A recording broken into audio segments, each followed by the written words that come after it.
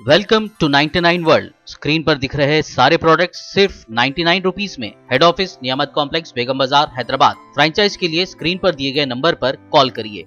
भारत के पार्लियामेंट में आज देश का बजट पेश किया गया। मरकजी वजीर खजाना निर्मला सीतारामन ने माली साल 2021-22 के लिए 34,83,000 करोड़ रुपए का बजट पेश किया। देखिए तफसील इस रिपोर्ट में। कोरोना वबा के बाद तवक्को की जा रही थी कि इस बार मरकजी हुकूमत की तवज्जो इकोनॉमी, कंपनीज और इंडस्ट्रीज को फरोग देने पर मरकूज होगी। चुनांचे इस तवक्को के मुताबिक वजीर खजाना निर्मला सीतारामन ने आज बजट पेश किया, जिसमें इंडस्ट्रीज और इकोनॉमी के फरोग के लिए बहुत सारे ऐलानात किए गए, लेकिन आम आदमी को नजरअंदाज कर दिया गया। आम आदमी बजट को इस उम्मीद के साथ देखता है कि बजट के दूसरे मरहले में उसकी जेब का फैसला होगा, लेकिन इस बार कुछ भी नहीं हुआ।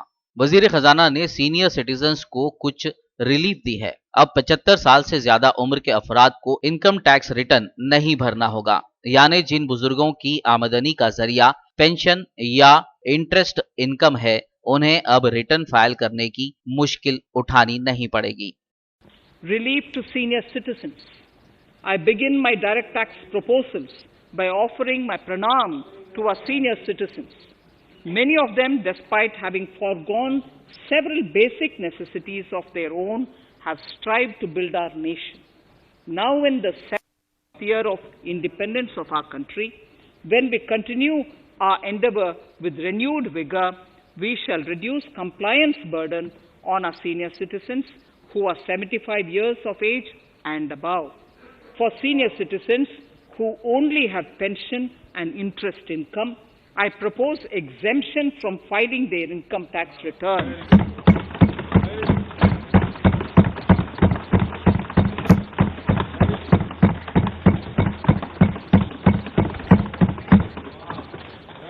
इस बजट में इनकम टैक्स में रियायत मिलने की उम्मीद पर बैठे हुए मिडिल क्लास तबके को एक झटका लगा है और इस बजट से नौकरी पेशा लोगों को मायूसी का सामना है। माली साल 2021-20 के बजट में इनकम टैक्स में ना तो इजाफी टैक्स में कोई छूट का ऐलान किया गया है और ना ही टैक्स स्लैब में कोई तब्दीली की गई है। टैक्स पेयर्स को पहले जैसे टैक्स के कवायद पर अमल करना होगा। सिर्फ 75 साल से ज्यादा उम्र वालों को ही रिटर्न फाइल करने से राहत दी गई है। हालांकि एनआरआई टैक्स पेयर्स को डबल टैक्सेशन में थोड़ी राहत दी गई है।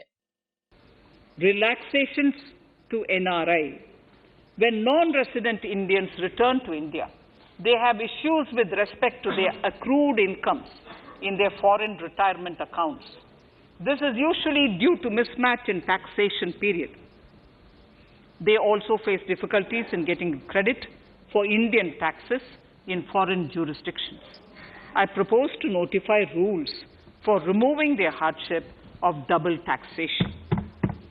वजीर खजाना निर्मला सीतारामन ने कहा कि टैक्स असेसमेंट की मुद्दत 6 साल से कम करके 3 साल कर दी गई है। इसका मतलब यह है कि 3 साल से ज्यादा पुराने मुकदमात अब नहीं खोले जाएंगे। टैक्स इस्लाहत की तरफ ये एक बड़ा कदम है, यानी 50 लाख से कम आमदनी की टैक्स चोरी के मामलात में पुराने रिटर्न्स खोलने के लिए वक्त की हद 6 साल से कम करके 3 साल कर दी गई है। इसके साथ ही 50 लाख से ज्यादा टैक्स चोरी के सबूत सामने आने पर ही 10 साल पुराने रिटर्न्स खोले जा सकेंगे। इसके लिए भी इनकम टैक्स चीफ कमिश्नर की इजाजत की जरूरत होगी।